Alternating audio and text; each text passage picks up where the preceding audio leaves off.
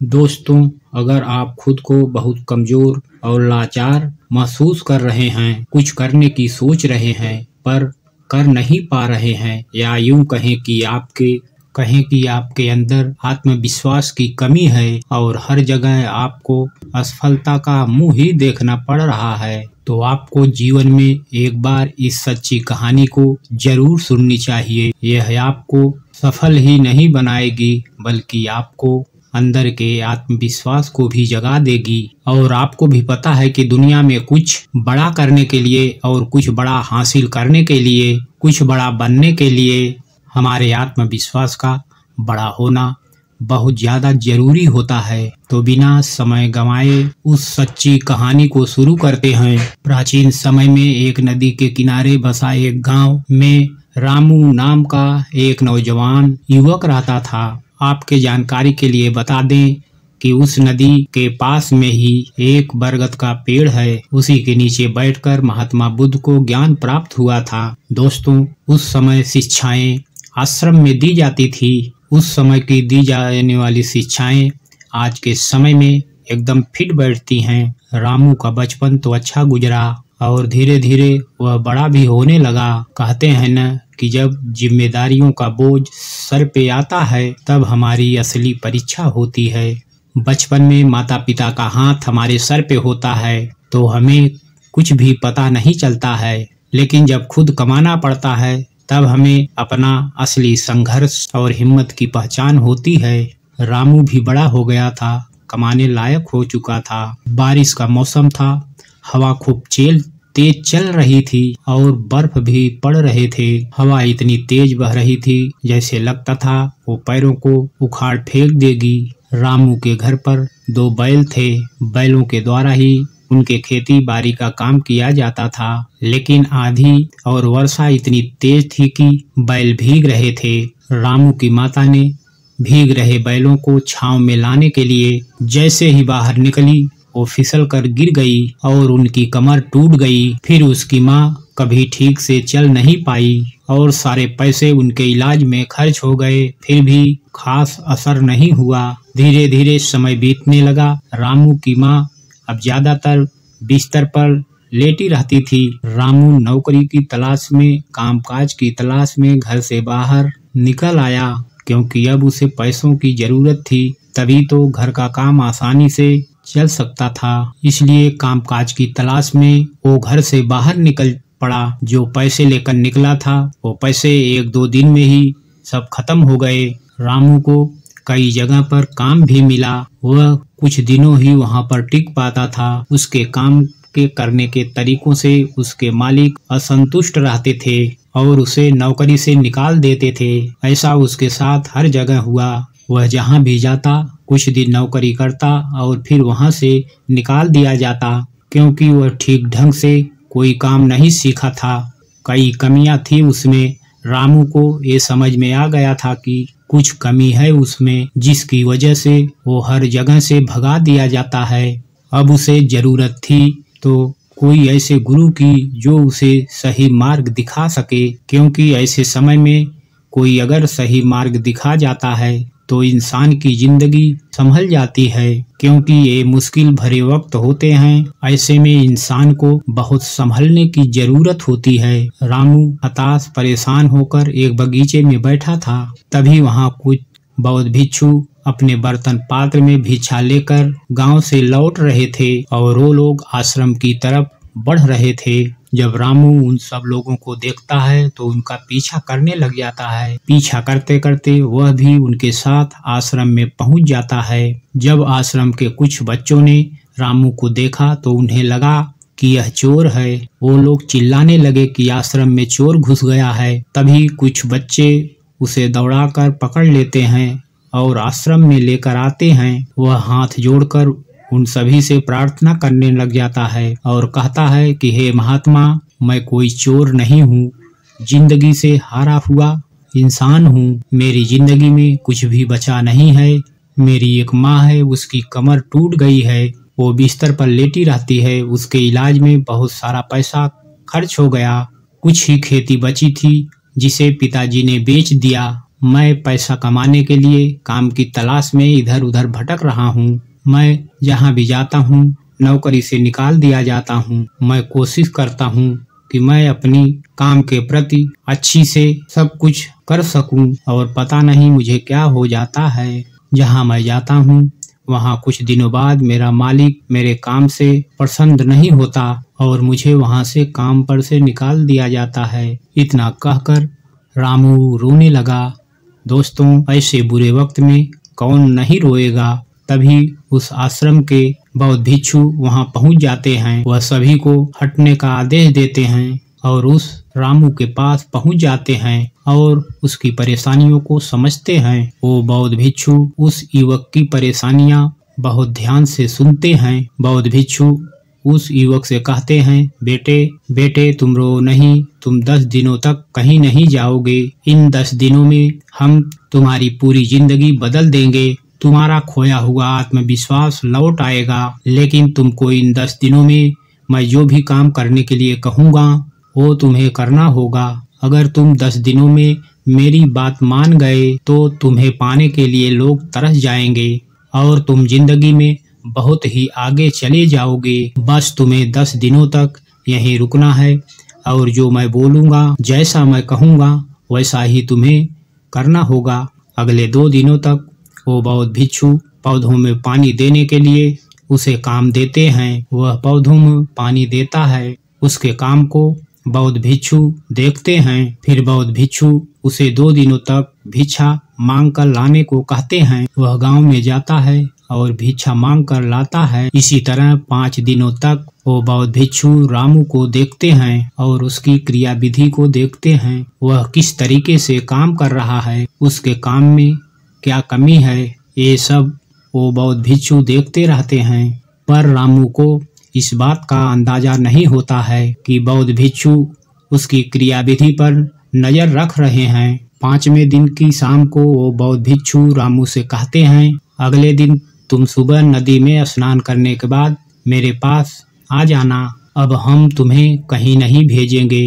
रामू जैसे तैसे उस आश्रम में उस रात सो जाता है और सुबह उठते ही नदी के पास जाता है और वहां स्नान करने के बाद वापस उन बौद्ध भिक्षु के पास पहुंच जाता है।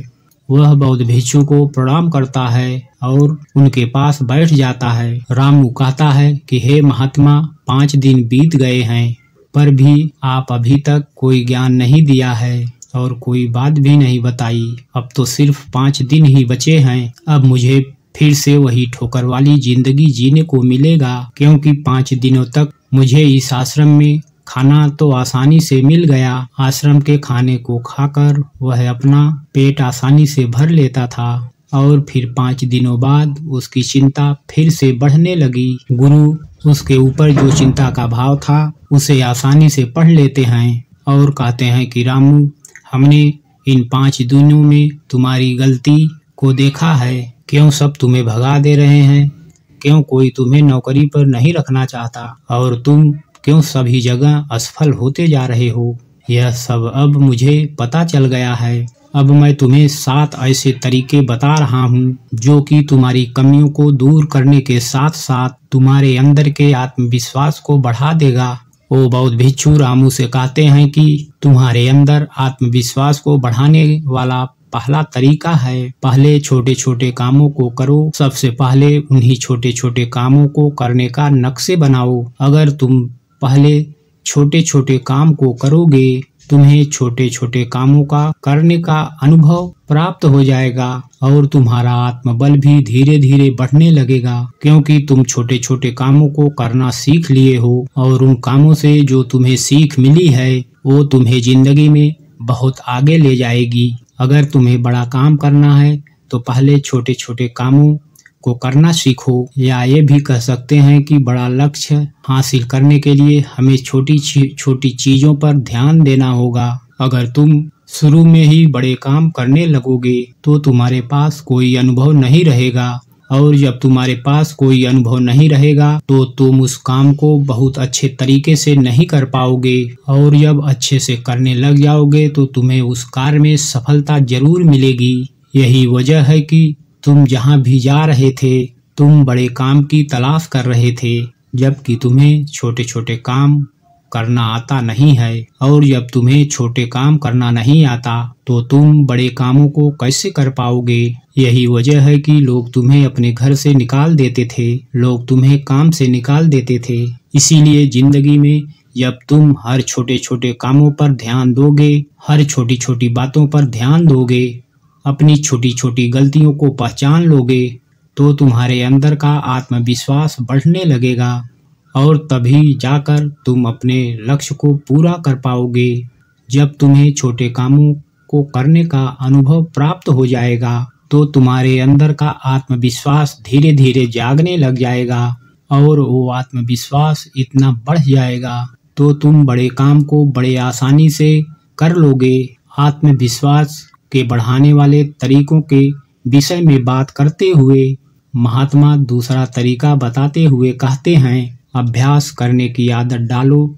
जब तुम कोई काम करने जाते हो, चाहे वह कोई भी काम हो, तो पहले उसके बारे में अच्छी से जानकारी लो। जब तुम्हें उस काम के बारे में अच्छी से जानकारी मिल जाए तो तुम उस काम को करना शुरू करो। बिना जानकारी लिए अगर तुम उस काम को करोगे तो तुम्हारा समय भी नष्ट होगा और तुम उस कार्य को पूरा भी नहीं कर पाओगे।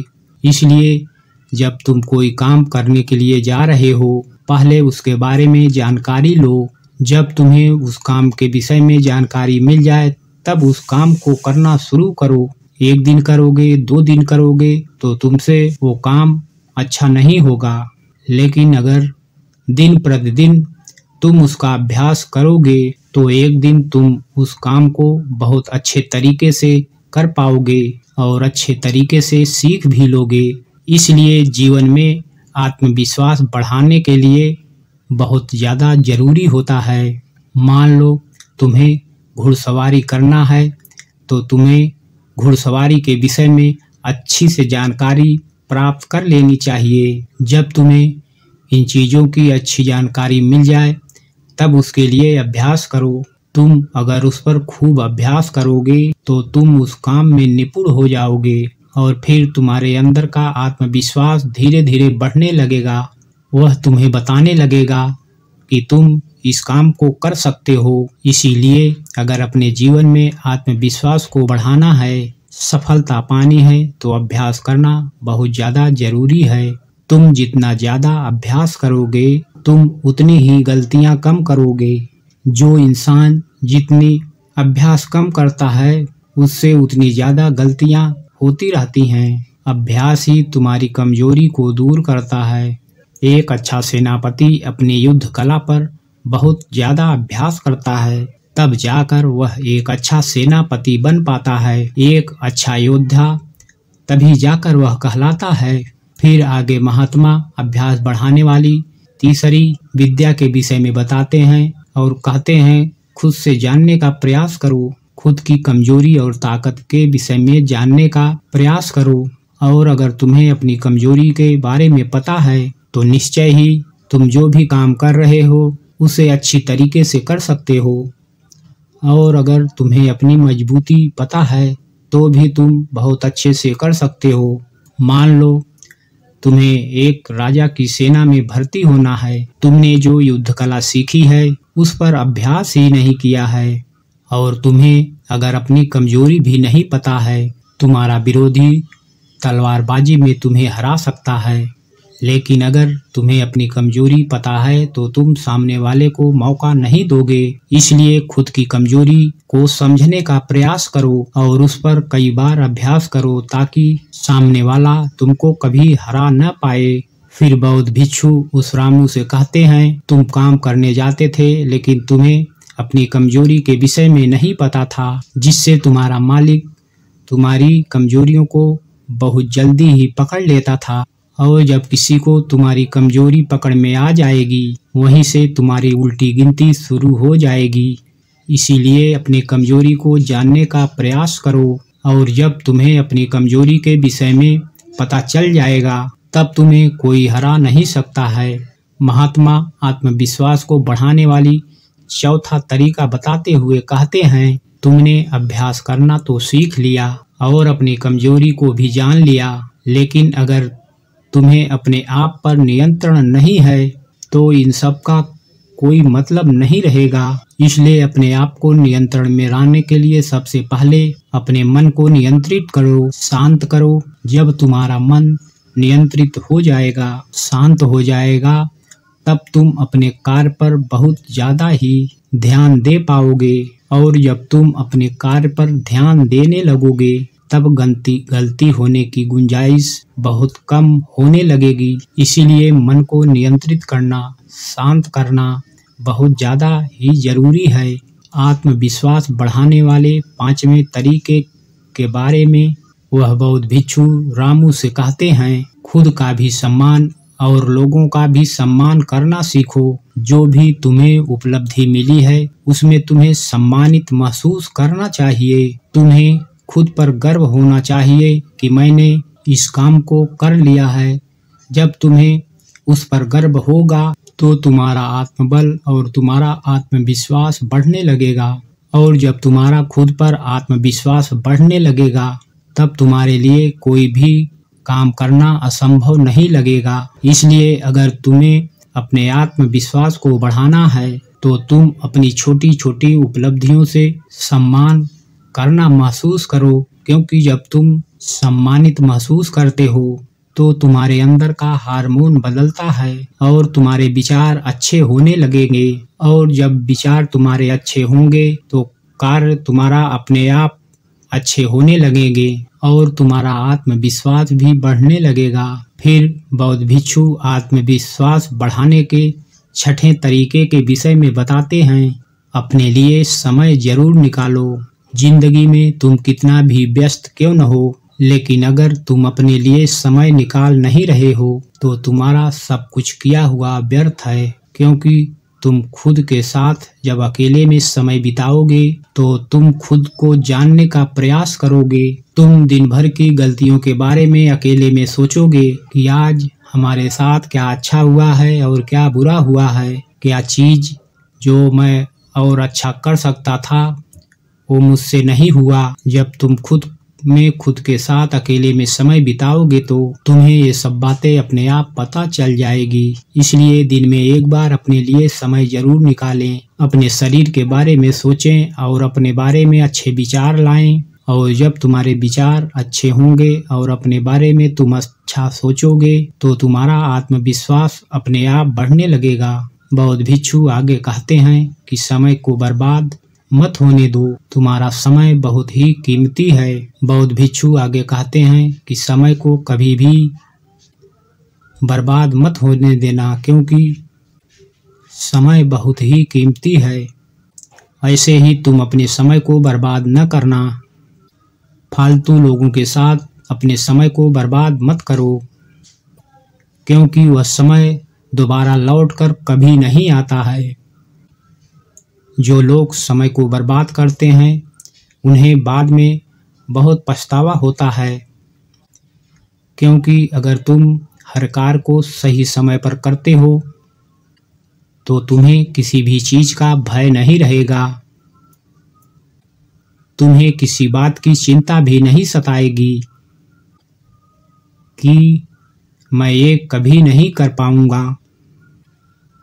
जब तुम अपने कार्य को सही समय पर करोगे, अपने कार्य को समय के साथ सदुपयोग करोगे, तो तुम्हारा आत्मबल, तुम्हारा आत्मविश्वास अपने आप जाग जाएगा।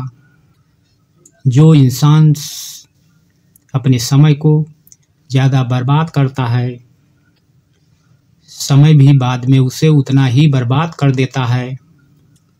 इसलिए समय की कीमत को समझो और उसको बर्बाद न करो। बौद्ध भिक्षु आत्मविश्वास बढ़ाने के 7वें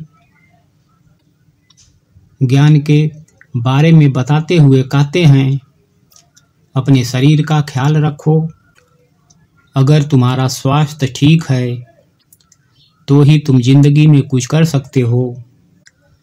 तुम लाख तैयारी किए हो, कितना भी अभ्यास किए हो, लेकिन अगर तुम्हारा स्वास्थ्य ही ठीक नहीं है तो तुम कुछ भी नहीं कर पाओगे। इसलिए अपने स्वास्थ्य पर ध्यान देना बहुत ज़्यादा ही जरूरी होता है। इसके लिए तुम प्रतिदिन योगासन और व्यायाम जरूर करो। ध्यान मुद्रा में प्रतिदिन बैठने का प्रयास करो। योगासन हमारे शरीर को स्वस्थ रखता है। जब हमारा शरीर स्वस्थ रहता है तो ही हमारे मस्तिष्क में अच्छे विचार उत्पन्न होते हैं, और जब हमारे मस्तिष्क में अच्छे विचार उत्पन्न होंगे तो हम अपने कार्य को और भी बेहतर तरीके से कर सकते हैं। हमारे सोचने समझने की क्षमता को बढ़ाती है, जिससे कि हम अपने कार्य को बहुत अच्छे तरीके से कर सकते हैं। दोस्तों, बौद्ध भिक्षु रामू से कहते हैं, बेटा, अगर मेरी इन 7 बातों को अपने जीवन में अपनाते हो तो तुम्हें जीवन में आगे बढ़ने से कोई नहीं रोक सकता है, क्योंकि तुम्हारा आत्मविश्वास तुम्हें सफलता जरूर दिलाएगा। बौद्ध भिक्षु रामू से कहते हैं कि रामू, तुम यहीं मेरे पास 10 दिन और बिताओ। उससे पहले अभ्यास करो, फिर मैं तुम्हें राजा के यहाँ भेजता हूँ। 10 दिन बाद बौद्ध भिक्षु रामू को राजा के यहाँ भेजते हैं। राजा रामू की कार्यशैली को देखकर बहुत ही प्रभावित होता है और वह उसे अपनी सेना नायक के रूप में सम्मिलित कर लेता है, जिससे उसका जीवन बहुत अच्छे तरीके से बीतने लग जाता है।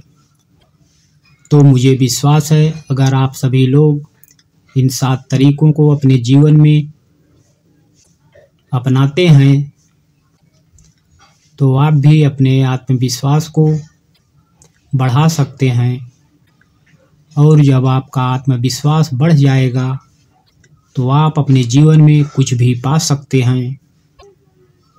तो दोस्तों, आज के लिए बस इतना ही। मिलते हैं अगले वीडियो में। आप सभी लोग हमारे चैनल को लाइक और सब्सक्राइब जरूर कर लें। आप सभी लोगों का सपोर्ट ही हमारे मनोबल को बढ़ाता है। धन्यवाद। जय हिंद। वंदे मातरम।